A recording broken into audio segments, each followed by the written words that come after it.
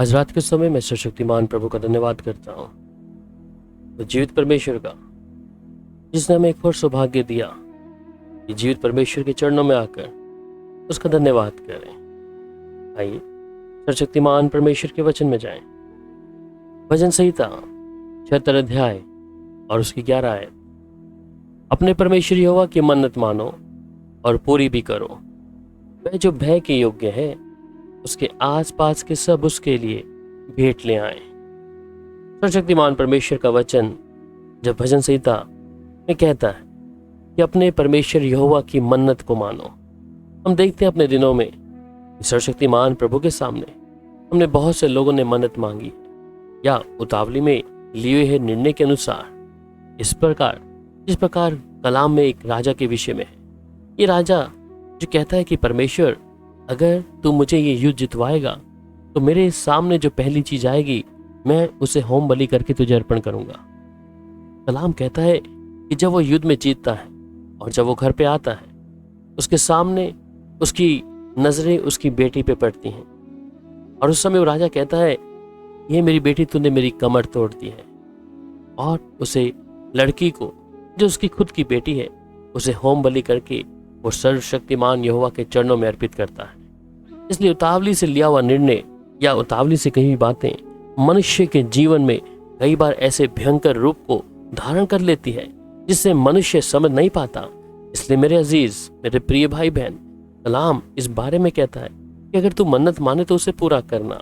अगर कोई मन्नत उतावली में होकर मानी है या सर्वशक्तिमान परमेश्वर को या देखने के लिए कि सर्वशक्तिमान परमेश्वर के सामने मैं उतावली से कुछ कहूंगा या कहूंगी तो शायद परमेश्वर ऐसा करेगा या नहीं करेगा। आज बहुत से लोग हैं जिन्होंने परमेश्वर के सामने मन्नत मानी और प्रभु के सामने आकर उन्होंने अपने जीवन को कई बार ऐसी तकलीफों में या उस दुख के घड़े में अपने आप को डाल दिया है। इसलिए जब भी हम मन्नत माने तो सर्वशक्तिमान परमेश्वर के उस भय में आकर उसकी अनुमति से आत्मा की भरपूरी से होकर माने। और फिर वो आगे कहता है कि वह जो भय के योग्य है, उसके आसपास के सब उसके लिए भेंट ले आए। इसका मतलब कि वो सर्वशक्तिमान परमेश्वर जो भय योग्य परमेश्वर है, उसके आसपास आके हम उस प्रभु के चरणों में आकर अपने आप को अर्पित कर दें। और वो भेंट क्या चाहता है?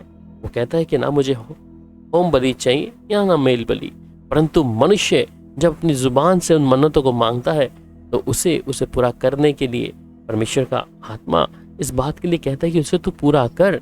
और जब हम नहीं करते तो कई बार हमारे लिए ऐसे मार्ग खुल जाते हैं, ऐसी बातें खुल जाती हैं जो मनुष्य के जीवन में अनहोना दिखाई तो देता है परंतु उनके लिए गड्ढा बन जाता है। इसलिए जब आज रात के समय आप सर्वशक्तिमान प्रभु के सामने हैं, अगर ऐसी बात जो आपने खुदा को कही और नहीं किया है उसे पूरा करें, जिससे सर्वशक्तिमान परमेश्वर के सामने आप किसी भी प्रकार से दोषी करार न किए जाएं।